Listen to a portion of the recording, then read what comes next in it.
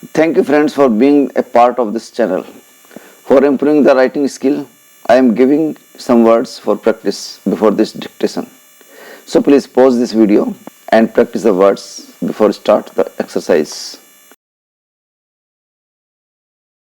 Okay, I hope you have gone through the words.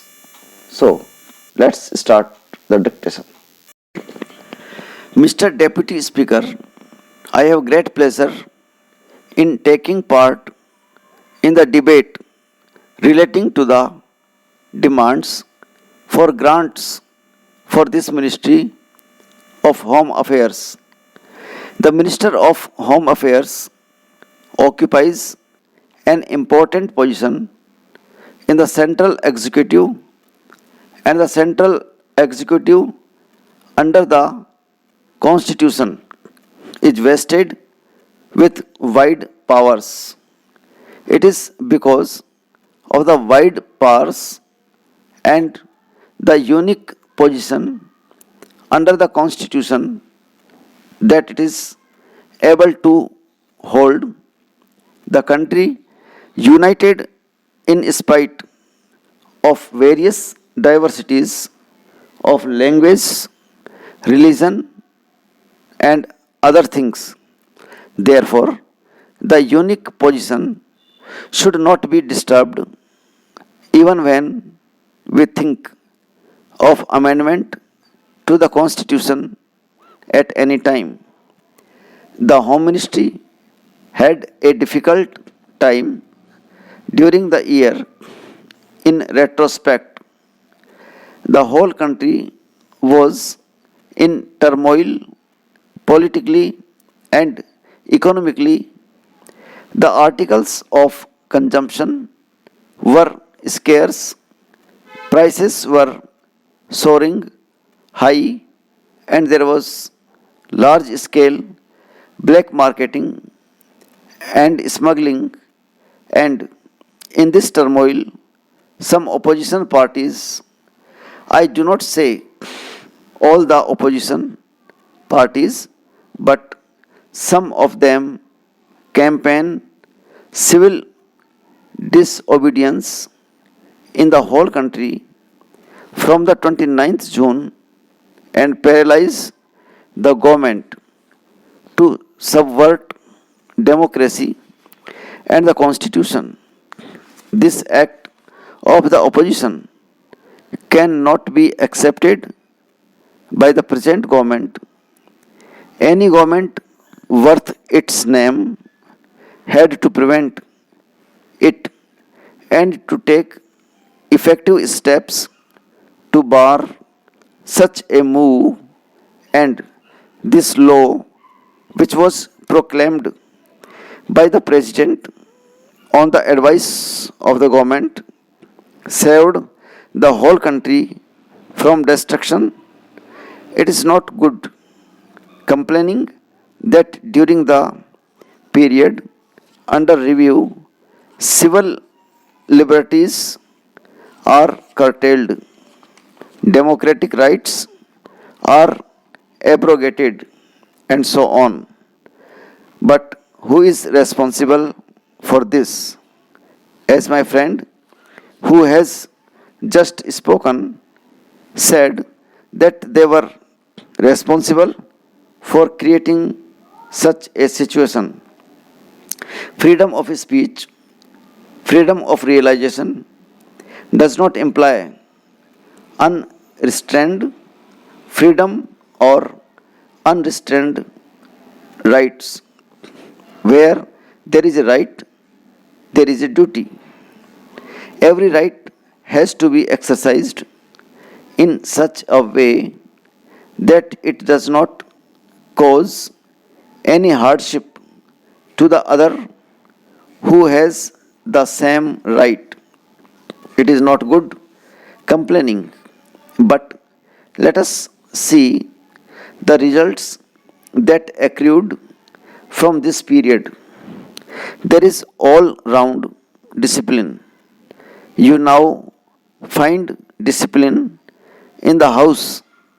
All the members are highly disciplined. They are speaking within their limit, and the work is going on according to the schedule. There is no backlog. I am very happy to see that emergency has produced the desired effect even of even on members of parliament. Para.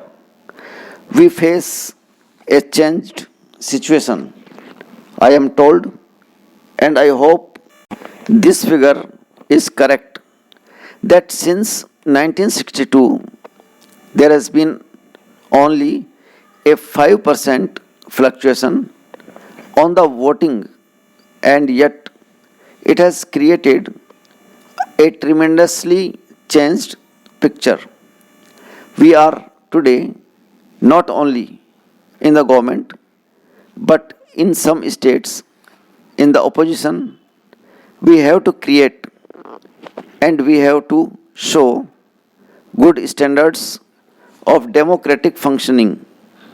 We have to deal and work with the opposition wherever they work for the good of the country.